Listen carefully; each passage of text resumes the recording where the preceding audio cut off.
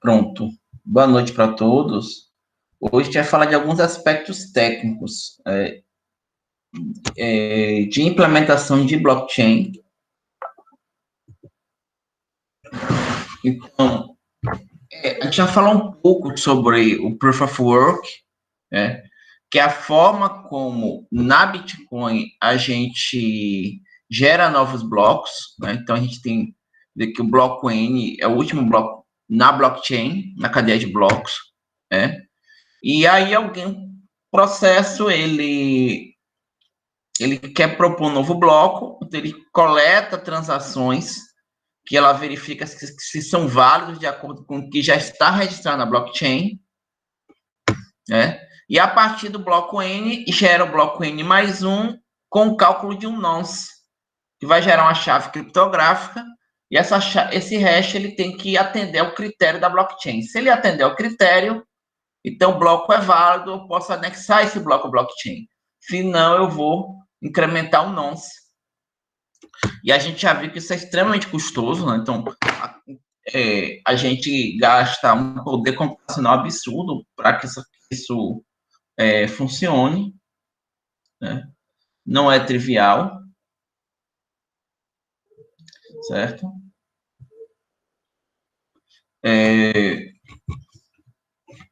Então, basicamente, a ideia é essa, né? Então, no Proof of Work, você tem uma função hash criptografada. No caso do Bitcoin, eu uso o SHA-256. A partir do último bloco da blockchain, adiciono transações, resolvo essa função, e eu vou colocando vou tentando mudar esse bloco. Então, como eu não vou mudar esse bloco colocando novas transações, eu vou mudar esse bloco mudando um número que a gente...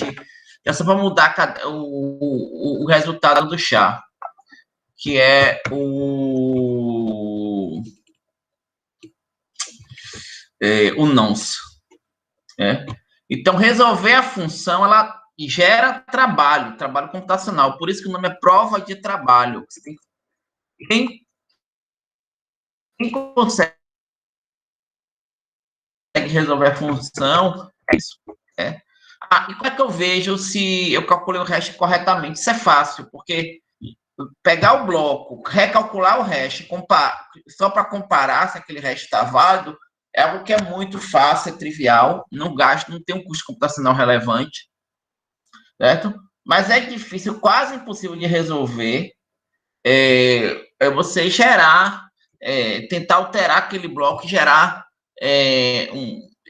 um novo hash que atenda a blockchain. Então, quem resolve a função é o criador do próximo bloco, certo?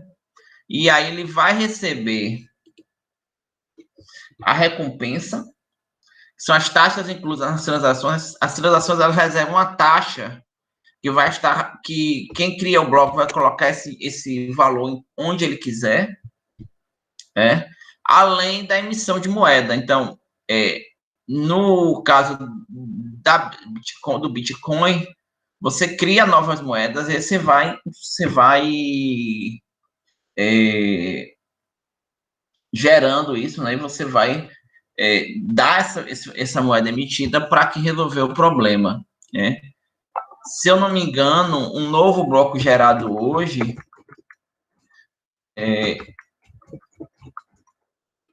ele atribui 12,5 bitcoins. Inicialmente eram 50 bitcoins, depois passou para 25. Esse valor ele decrementa a cada 4 anos, ele cai pela metade. Então, os blocos gerados agora, eles geram 12,5 bitcoins, o que equivale a R$1.993.000. Mas, poxa... Então,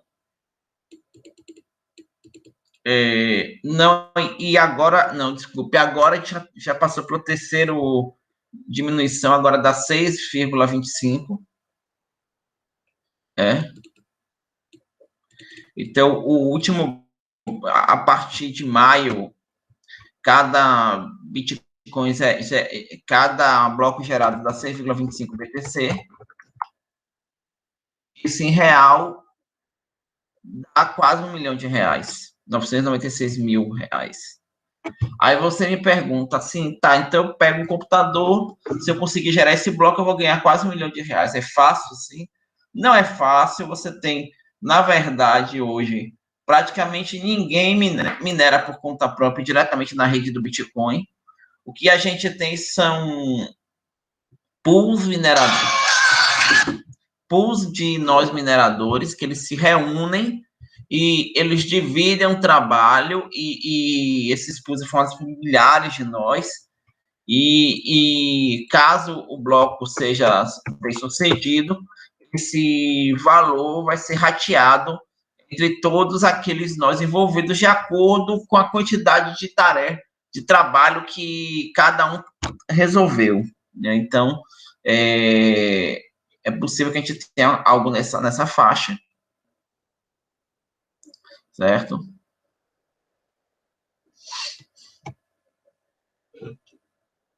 Então, resolver a função, o criador do próximo bloco receberá a recompensa, além de taxas inclusas nas transações processadas.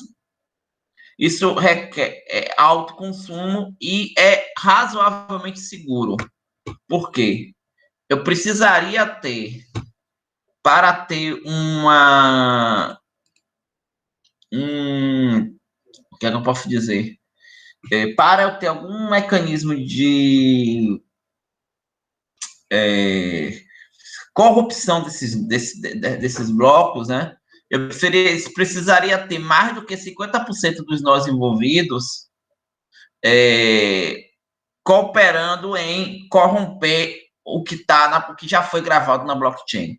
Isso não é trivial, isso não é possível facilmente, né? Há inclusive um esforço da comunidade para que caso algum pool ele chegue perto de 30%, 40%, esse pool ele automaticamente ele vai reduzir, né, o seu esforço computacional para não fazer isso, para ele não tentar chegar perto dos 50%, porque senão aquele pool ele poderia corromper toda a blockchain. Então, a comunidade não quer isso, a comunidade quer manter o sistema seguro. Então,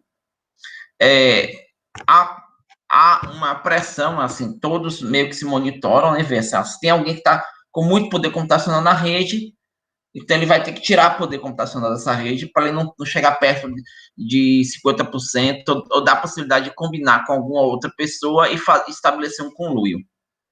E uma coisa importante, que as criptomoedas, contém as criptomoedas, elas têm o seu valor de face da mesma forma que as moedas fiat, as moedas que não têm lastro.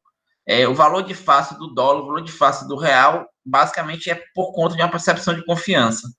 Então, a comunidade se autorregular dessa forma é um mecanismo que ajuda a manter a confiança de toda a rede blockchain, de toda a blockchain da Bitcoin. Né? Isso vale para outras criptomoedas também, né? Estou falando do Bitcoin porque é a primeira e a referência que a gente tem normalmente. Né? Então, a ideia basicamente é essa.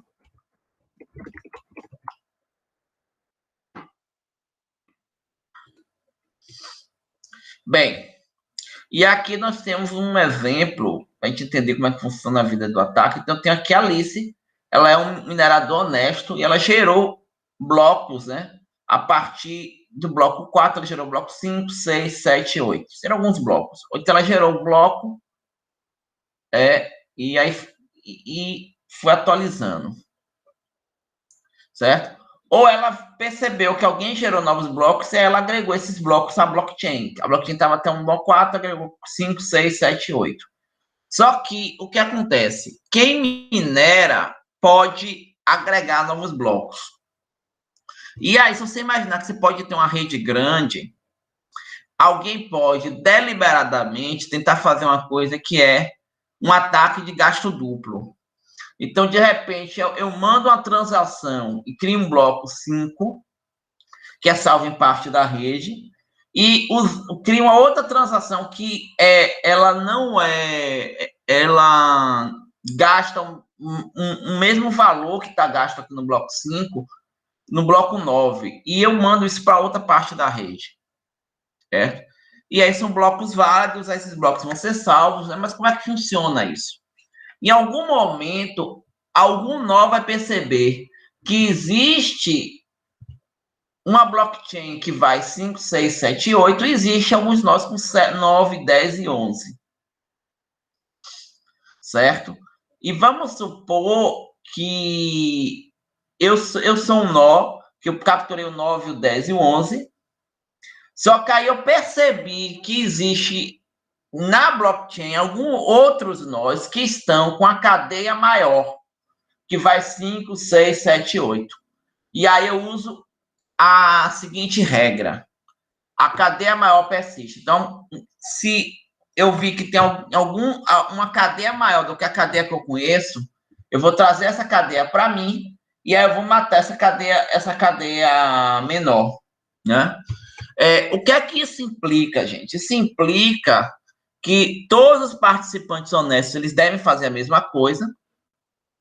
E se mais da metade dos mineradores forem honestos, alguém quiser atacar, alguém quiser propor alguma coisa que subverte o que já está gravado na blockchain, não vai persistir. Porque quando a blockchain alcançar um número de blocos válidos razoável para aquela cadeia correta, esse ataque aqui ele não persiste, certo? Aí vocês devem estar se perguntando, tá, tudo bem, o ataque não vai persistir, ok. E se eu tiver, tá, se eu for comprar uma pizza com blockchain, isso é uma coisa razoavelmente tranquila. Eu posso suportar acontecer algum ataque, alguma coisa, que a minha transação que é válida estava nesse bloco atacante que foi cancelado. E aí ela vai ter que ser persistida novamente. Então, esse dinheiro vai sair novamente.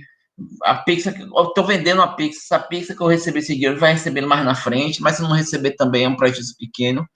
E se a gente estivesse falando de comprar uma casa, um carro com blockchain, né?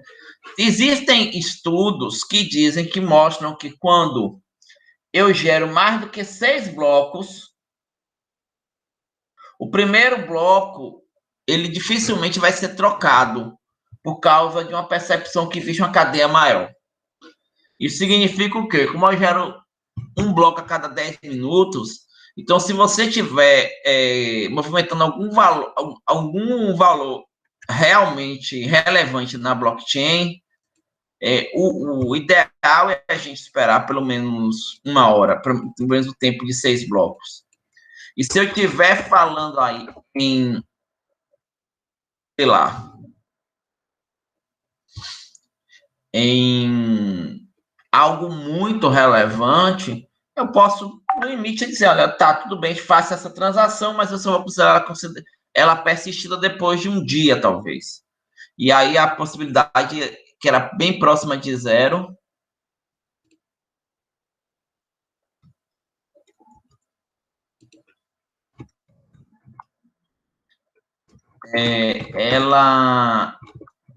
ela fica igual a zero, né?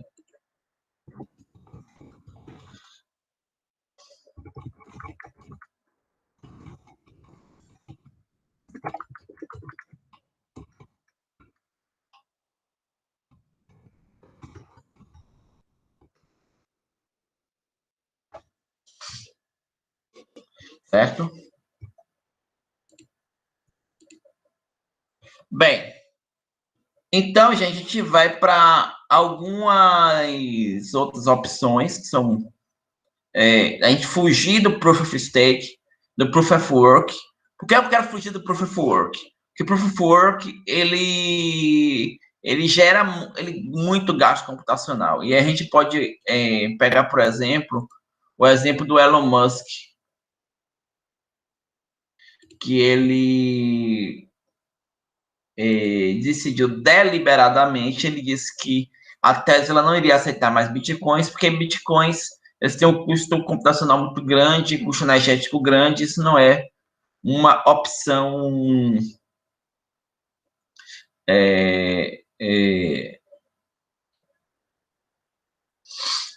interessante, certo? Então, o que é que a gente sugere, então? Né? Existem outras formas de prova.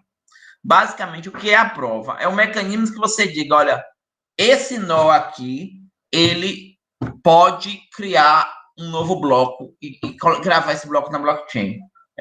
Em computação distribuída, a gente chama isso de uma eleição de líder, só que é algo numa rede de altíssima escala, com ambiente que não é controlado, então é algo muito desafiador para a gente fazer numa rede que a gente não conhece quem são os participantes.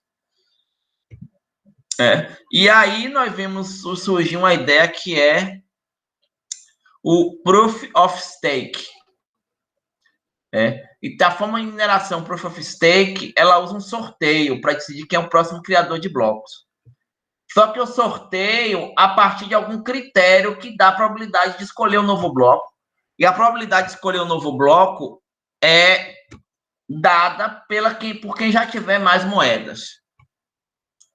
É uma forma da gente fazer, né? Então, Proof of Stake, cada validador, cada pessoa que valida se o bloco vai ser incluso ou não na rede, né? Que é o processo de minerar isso, né? Ele tem alguma moeda, né? E aquele que tiver mais moeda tem maior probabilidade de minerar. Então, se eu tiver, sei lá, 1% das moedas, eu vou ter maior probabilidade de minerar. Isso, aí eu faço um sorteio randômico, né? Baseado nesses valores, e escolho aquele que vai fazer isso.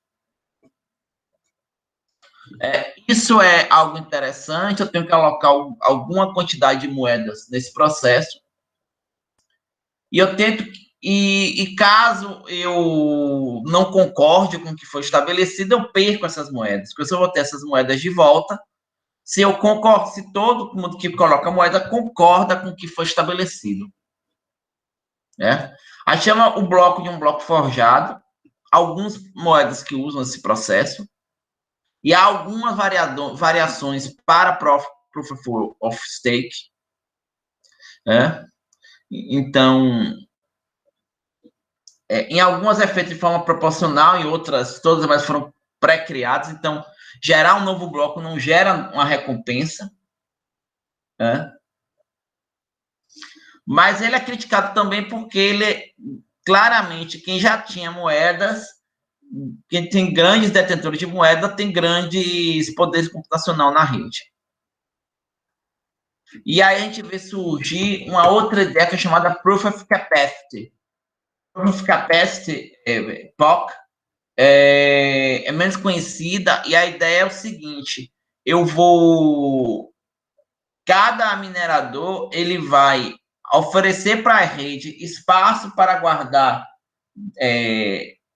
dados, que chama de scoops, e quem tiver maior espaço no HD disponível para a rede tem mais chance de criar o próximo bloco. Certo?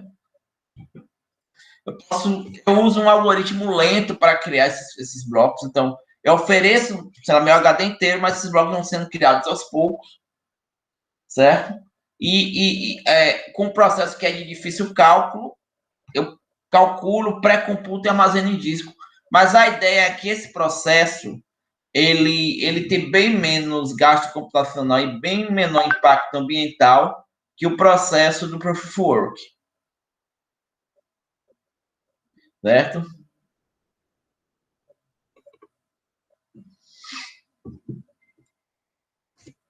Bem, então eu vou gerar um número, calculo em algum tempo, eu guardo esses dados, né?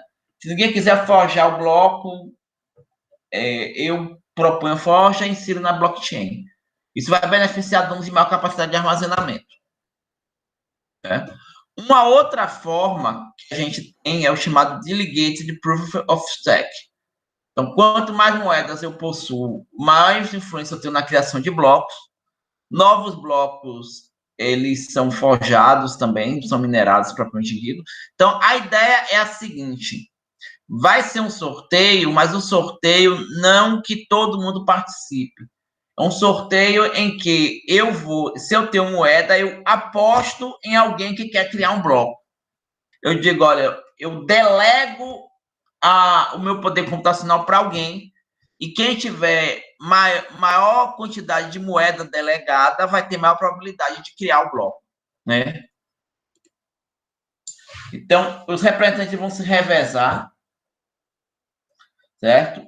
Então, eu posso criar blocos muito mais rapidamente que outras formas de consenso, né? Porque eu faço isso rapidamente, né? Se eu não executar o trabalho de forma satisfatória, os detentores de moeda, eles podem tirar a delegação, eles podem me excluir do processo, né? E há um trabalho remunerado. Quem cria, quem que vai recebe a delegação, ele recebe parte da moeda dos detentores de moeda para poder manter a rede, certo? Então eu voto em alguém e esse alguém vai criar a rede.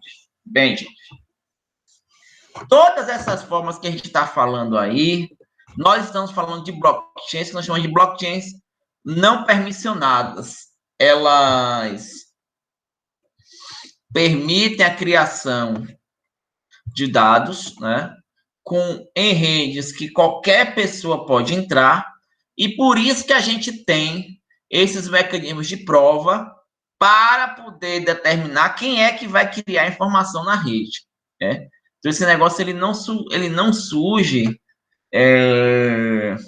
de forma gratuita, ele surge justamente nesse contexto. Olha, eu preciso mediar quem vai criar informação na rede, e a forma de eu mediar isso é tendo esse critério de prova, certo?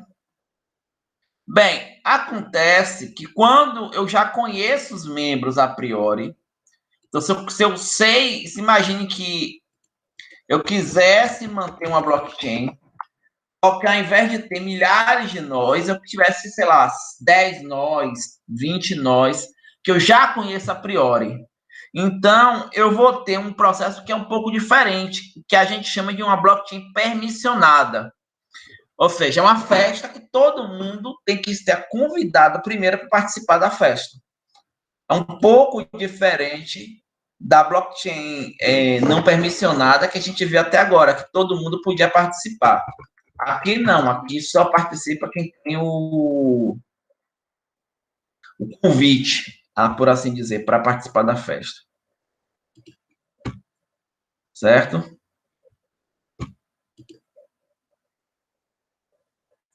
Então,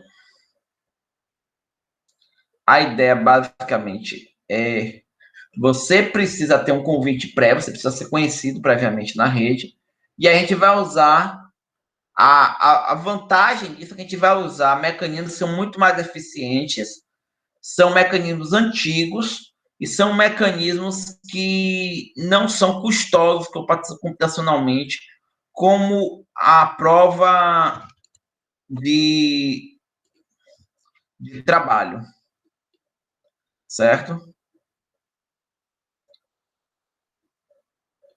Então a ideia basicamente é essa.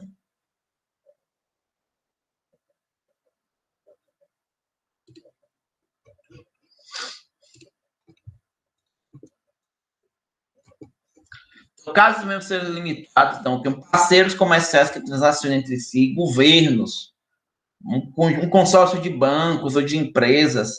Eu não tenho uma hierarquia entre eles, todos são iguais, por assim dizer. Então, a relação ela é de confiança entre todos, né? E as transações que vão ser feitas entre todos vão ter que ser guardadas na blockchain sem possibilidade de adulteração, né? Então, elas são irrevogáveis. Eu não vou delegar para uma entidade um papel que chama de terceira parte confiável, né? De alguém que vai decidir as coisas. Então, eu vou ter uma que chama de uma blockchain restrita. A gente vai ter nessa blockchain o que a gente chama de membership, ou seja, tem um número de participantes limitado e conhecido a priori. Ainda assim, alguma parte pode não se comportar de forma esperada, ou não ser confiável, ter sido comprometida, e aí eu vou usar protocolos convencionais de consenso, que a gente chama de consenso bizantino, que é um termo de acordo onde eu tenho um conjunto de partes e algumas partes podem realizar algo diferente do que foi acordado. E como é que eu decido algo? Eu decido algo nesse tipo de sistema quando eu tenho mais do que 2/3 que decidem a mesma coisa. Então, se fizer um pouco de cálculo, ter mais do que 2/3 significa que eu tenho que ter pelo menos 4 nós nessa rede. E se um deles fizer uma coisa diferente, a informação, a decisão tomada pelos outros 3 embasa eu gravar isso na rede. Se eu quiser tolerar que 2 nós não queiram colaborar com a rede, eu precisaria ter 7 nós. 3 nós não querem colaborar com a rede, eu precisaria ter 10 nós, e assim por diante. E a gente tem o chamado consenso bizantino. A gente vai ter uma troca de mensagens, onde essa troca de mensagens, você tem um líder, ele manda informação para os outros, eles trocam informação entre si, decidem que vai ser realizado, executam e gravam isso na rede. Só que para passar de uma etapa para outra, eu preciso que pelo menos 2/3 concordem com o que está sendo realizado naquela etapa. Certo? Bem, gente, e aí a gente tem diferentes mecanismos de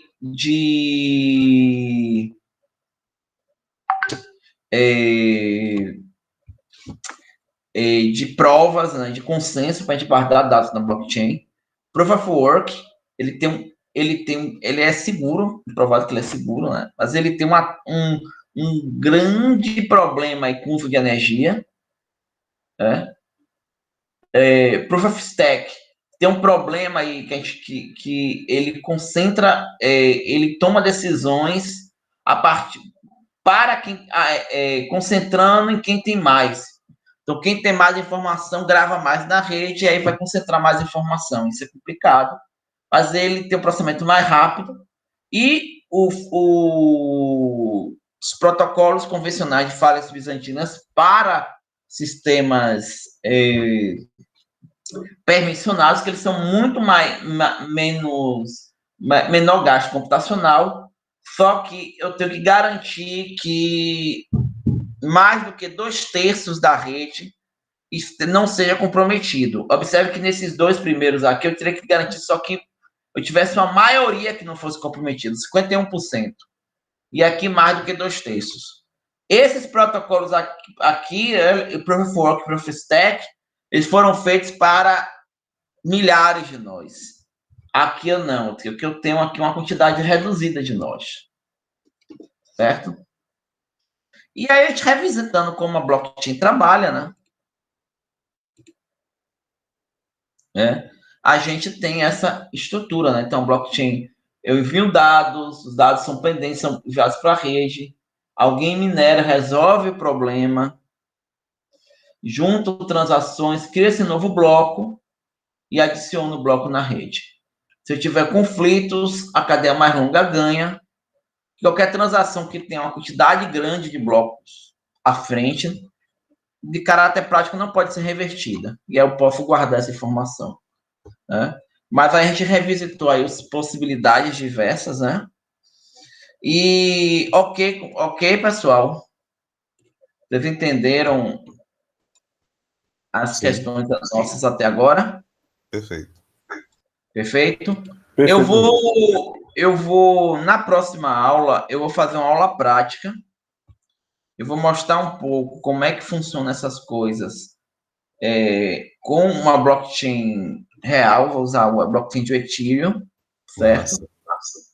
E aí a gente vai conversar como é que a gente vai fazer esse fechamento da disciplina.